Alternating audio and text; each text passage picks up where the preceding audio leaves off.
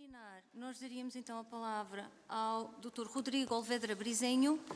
Dr. Rodrigo é consultor independente especializado em temas da justiça, dos direitos económicos, sociais e culturais, é membro fundador do Comitê Nacional de Estudos da Energia e, penso eu, sobretudo, defensor dos direitos humanos. Doutor, tem a palavra e irá então apresentar-nos um tema com o título Invisibilidade das contribuições do movimento dos trabalhadores para o enquadramento dos direitos humanos internacionais. Tenha a palavra, por favor. Muchas gracias a todos los organizadores y a todas las personas que han hecho posible este encuentro para compartir inquietudes. Voy a hacer mi presentación en español, espero no sea demasiado complicado y problema para nuestros traductores. Cuando uno escucha cómo se enseña la historia de los derechos humanos en las universidades en México, en los cursos básicos, pero sobre todo en los cursos para el público general no especializado, la impresión que da es que los derechos humanos es una creación de políticos, de diplomáticos, de jefes de Estado y peor aún de abogados. Cuando uno se mueve de este espacio, digamos, básico, general, popular, al mundo de la academia, y como lo han demostrado ya las sesiones de esta conferencia, la realidad es más complicada que eso. No hay un acuerdo académico, por ejemplo, de cuál es el origen de los derechos humanos en términos históricos. Podemos ver, por lo menos la revisión que yo hago, 4 grandes corrientes. Una relativamente reciente, llamada de revisionistas, que dicen que realmente el origen de los derechos humanos no va más allá de los años 70 del siglo XX, que todo lo demás, todas las demás similitudes, vinculaciones, son una falsa comparación y que realmente lo específico de lo que hoy llamamos derechos humanos es algo que viene ni siquiera de la Segunda Guerra Mundial, sino de las grandes transformaciones a partir prácticamente de la reacción que en términos generales se puede llamar neoliberal. Una de las posturas más radicales es la de Samuel Moyn en este sentido. Otra corriente, que es la que me parece tiene mayor número de adeptos actualmente, si bien puede reconocer antecedentes en muchos debates filosóficos, históricos, debates legales, realmente ubica el origen de los derechos humanos en el momento de la posguerra de la Segunda Guerra Mundial. Todo este cambio institucional en el marco internacional, en el derecho internacional, con la creación no solo de instituciones como Naciones Unidas, sino de documentos y marcos legales, como la Declaración Universal de Derechos Humanos, los juicios de Nuremberg. Ahí se concentraría el origen de los derechos humanos. Una tercer corriente vincula el origen de los derechos humanos al proceso político de lo que llamamos la Ilustración y las grandes revoluciones liberales, la Revolución Francesa, la Revolución Inglesa, la Revolución Americana. Y esto vincularía mucho que derechos humanos es un producto liberal, y esto tiene sus implicaciones en cómo entendemos los derechos humanos. Y entonces tenemos varios autores diciendo cómo todas estas grandes transformaciones de las declaraciones, como las que hemos oído en esta conferencia desde la visión iconográfica, son la gran transformación que origina los derechos humanos. Y hay una cuarta corriente que casi toda la discusión de la ley natural la justifica como ya un no solo antecedente remoto, sino origen propio de los derechos humanos. Y encontramos autores que dicen que el origen se puede ir hasta la discusión de Aristóteles, las discusiones de Cicerón, toda la discusión de derecho natural, derecho de gentes, por supuesto los grandes internacionalistas como Grocio y como Vittoria. Por ahí va como el mapa de dónde ubicamos los derechos humanos. Entonces, si ni siquiera en esto nos ponemos de acuerdo, qué posibles implicaciones tiene a cómo los comprendemos hoy y sobre todo cómo los impulsamos y reconocemos las transformaciones que en el día de hoy se van generando. Voy a volver un poco sobre esto, pero partiendo de esta postura mayoritaria de que realmente el gran punto de partida es este proceso de crisis ética, crisis de valores, crisis política y crisis jurídica que representó el nazismo. Partiendo de aquí, identifico yo 4 grandes mitos que se dicen y se atribuyen a este marco de derechos humanos creado de la posguerra mundial. Lo primero que se dice es que este marco que se crea provoca una ruptura y una reinterpretación del derecho internacional mismo en tema de la soberanía estatal. Partimos de una soberanía personal, el príncipe, el rey soberano, a una soberanía del Estado. Y lo que se nos dice es que la crisis que provoca el que un Estado soberano, cumpliendo todos los principios jurídicos de creación de normas, haya creado una norma como la del exterminio racial contra el pueblo judío, pero también contra los gitanos, contra las personas afectadas en su capacidad mental. Ese escándalo provoca una discusión filosófica, ética, jurídica y política de incluso el soberano, aún el pueblo soberano tiene límites a lo que puede hacer. Y esta es una gran revolución política y jurídica que se atribuye a lo que ahora tenemos como el marco internacional de derechos humanos. Una segunda revolución vinculada con ello es que tradicionalmente el derecho internacional de los tratados eran acuerdos entre soberanos para regular la relación entre soberanos, pero de ninguna manera para otorgar derechos a los súbditos de un soberano frente a su rey, Estado, presidente. Es decir, es una relación entre pares que no afecta la relación interna entre quien ostenta la soberanía y el súbdito. Y los derechos, el marco de derechos humanos va creando tratados internacionales donde el soberano reconoce ante la comunidad internacional derechos de los súbditos frente a sí mismo. Y esto implicaría nuevamente una gran transformación del derecho internacional que se atribuye a este marco institucional de la posguerra mundial. En tercer lugar, el creciente peso de actores no estatales en el derecho internacional. Tradicionalmente, solo los estados, ya que se constituye el sistema de estados-nación, estados soberanos, solo los estados eran los sujetos del derecho internacional.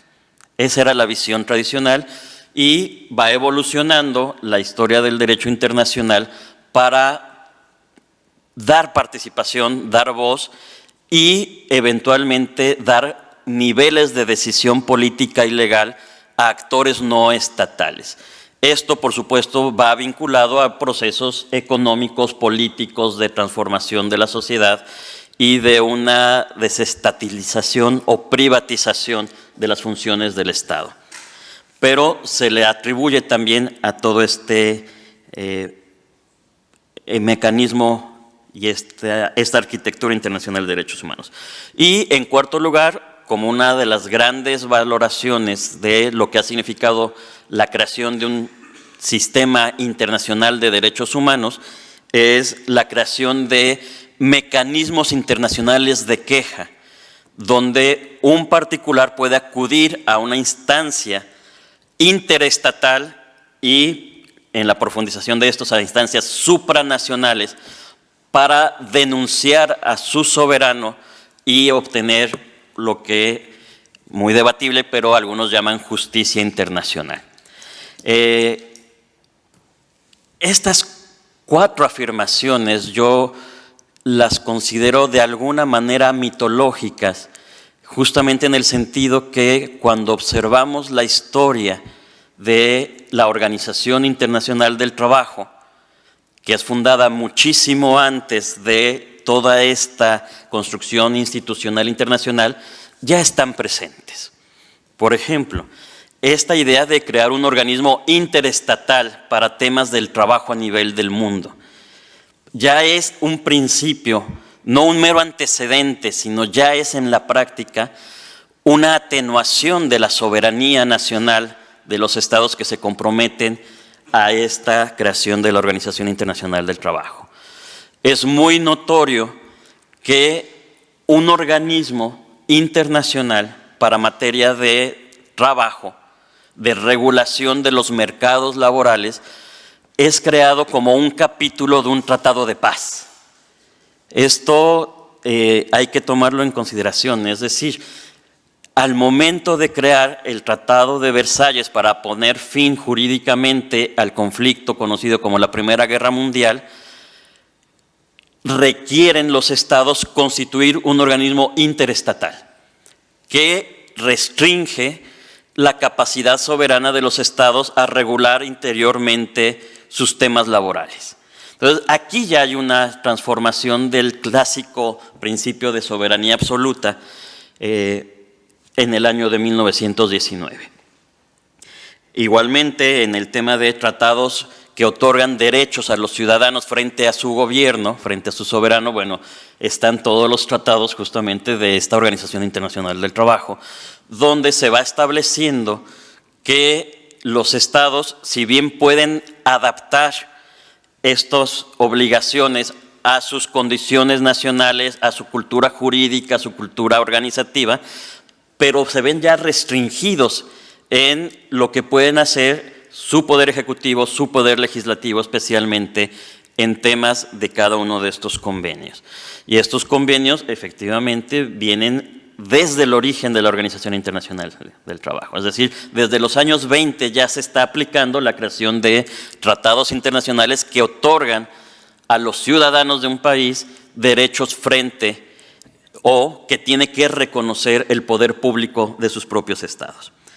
De igual manera, cuando hablamos de actores no estatales en el derecho internacional, pues qué mayor peso que los representantes de las organizaciones de trabajadores y los representantes de las organizaciones de empleadores no solo tengan participación, sino que sean miembros constituyentes de este organismo internacional. Es decir, la Organización Internacional del Trabajo no es un organismo entre gobiernos de Estado donde se les da oportunidad de hablar a sindicatos de trabajadores y sindicatos de empleadores. No, la Organización Internacional, y hasta el día de hoy es única en este sentido, es una organización tripartita donde los tres pilares verdadera y jurídicamente constituyentes son sí estados y dos actores no estatales. Creada, insisto, principios del siglo XX. Y cuando hablamos de esta revolución jurídica, que es otorgar un mecanismo internacional de queja contra el propio gobierno, yo he escuchado en varias universidades, incluyendo la universidad en la que yo me formé a nivel de posgrado, la Universidad de Notre Dame, que se afirma que el primer mecanismo internacional es justamente el mecanismo de control del Pacto Internacional de Derechos Civiles y Políticos a través de la creación de este protocolo, el primer protocolo, que fue creado en 1966, abierto a firma en este año, aunque entra en vigor hasta una década después. Y esto es lo que se va enseñando, que ese es el primer mecanismo donde el derecho internacional reconoce acción a un ciudadano en contra de su propio gobierno. Y, sin embargo, la Organización Internacional del Trabajo, desde el año 1951, aprueba la creación del Comité de Libertad Sindical, donde las organizaciones de trabajadores y las organizaciones de empleadores pueden acudir a este mecanismo para acusar la violación de sus propios gobiernos de los tratados de derechos humanos. A mí lo que más me impacta de esto que les comento es que no se necesita hacer una investigación de doctorado para encontrar todos estos antecedentes. No hay que ir a archivos ocultos en Ginebra o en Nueva York para encontrar que cada uno de estos 4 temas inició en el ámbito de la Organización Internacional del Trabajo.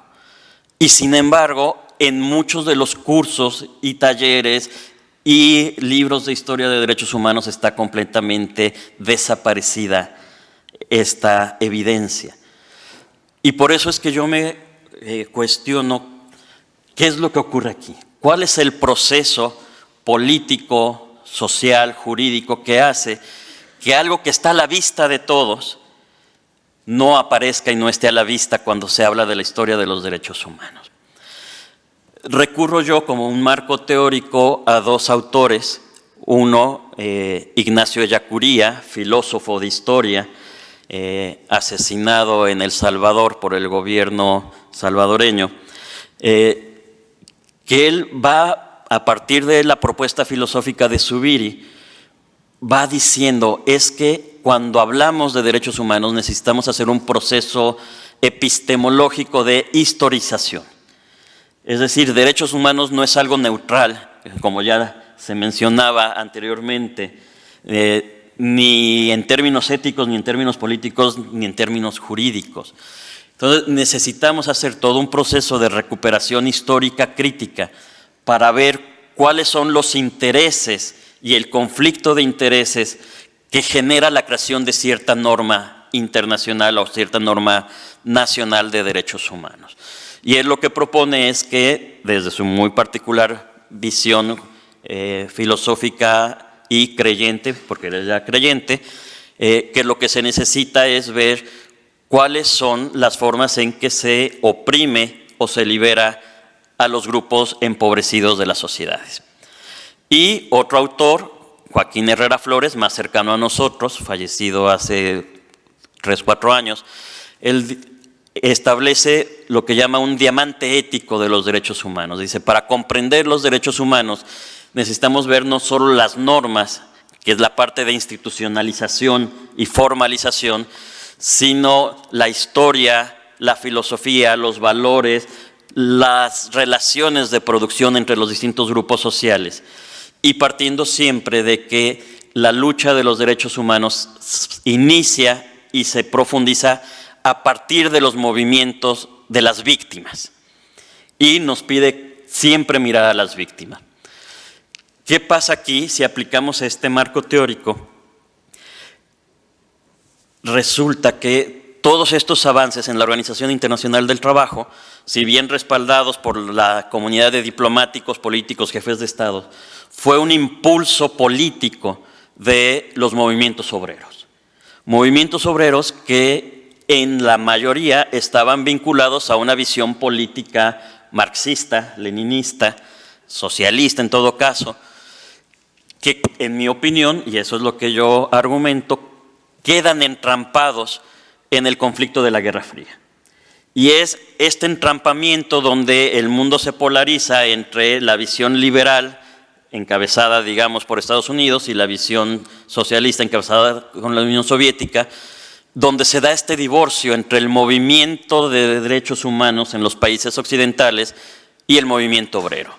Este movimiento obrero que ha hecho tanto por crear instituciones internacionales, mecanismos de queja, que ve con suspicacia al mundo de los derechos humanos como algo meramente liberal, burgués y por tanto opositor, y al mismo tiempo una gran parte del movimiento liberal de derechos humanos ve con desconfianza al movimiento obrero como estalinista, antidemocrático, antiliberal, y este es el divorcio que me explica a mí que algo tan evidente como todas estas aportaciones de estos movimientos marxistas de obreros queden ocultados en nuestros libros de historia.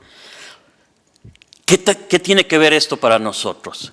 A mí me parece que recuperar esta parte de historia, y no voy a profundizar en otras partes de lo que quería hablar, es importante para hacernos ver siempre que cuando hablamos de derechos humanos, cuando explicamos su historia, pero también cuando nos planteamos las estrategias y los compromisos para seguirlos avanzando en nuestras sociedades de hoy, necesitamos ver no solo la parte formalizada institucional de los grupos de poder, sino especialmente ir identificando cómo los movimientos de víctimas son las que nos van marcando el camino y son las que finalmente crean las reivindicaciones que al final se institucionalizan como nuevos derechos.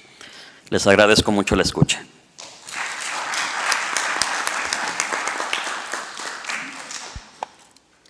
Doutor Rodrigo, sou eu que agradeço pela exposição que nos apresentou e pela correlação que fez entre a história dos direitos humanos, aquilo que considerou os mitos, os 4 grandes mitos, soberania estatal, tratados, a sua importância, os atores não estatais e a expressão que utilizou, que eu citaria, mecanismos internacionais de queixa e a importância que existe entre estas matérias e a ação dos direitos dos trabalhadores e a ação dos movimentos dos trabalhadores.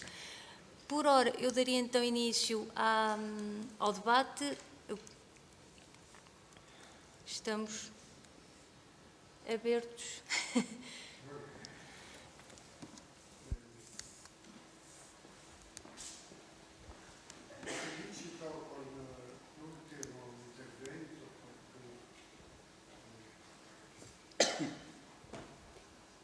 Mi felicito con il professor Rodrigo Olvedra perché è un'analisi penetrante che merita mucha attenzione e discussione.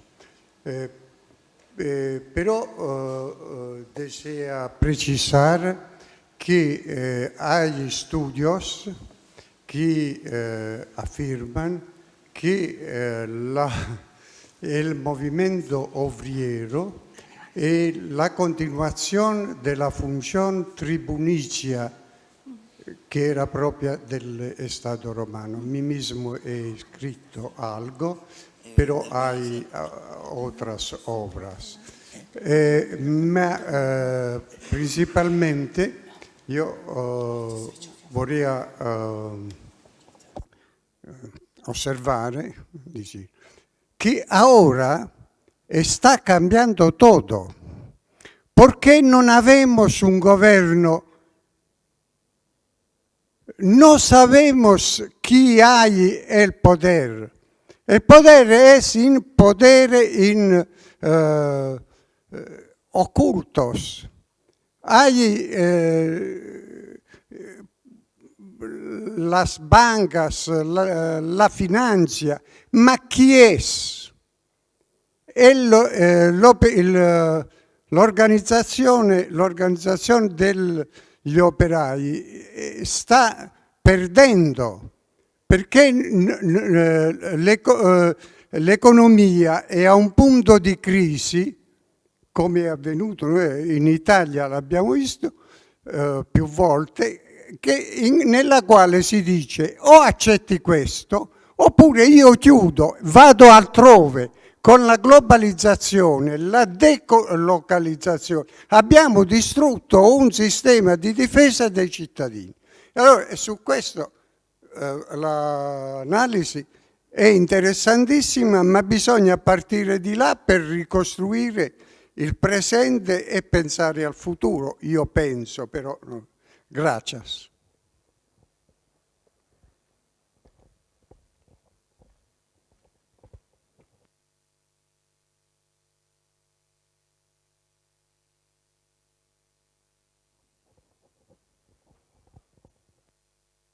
Sou adiantada a hora, já não permita mais perguntas, daríamos então por encerrada a sessão, agradecendo mais uma vez a todos os membros deste painel, que muito me honra estar aqui convosco e foi um prazer poder escutar-vos. Portanto, damos por terminados os trabalhos, retomaríamos então amanhã às 9h30 para o segundo dia de conferência. Muito boa tarde a todos então.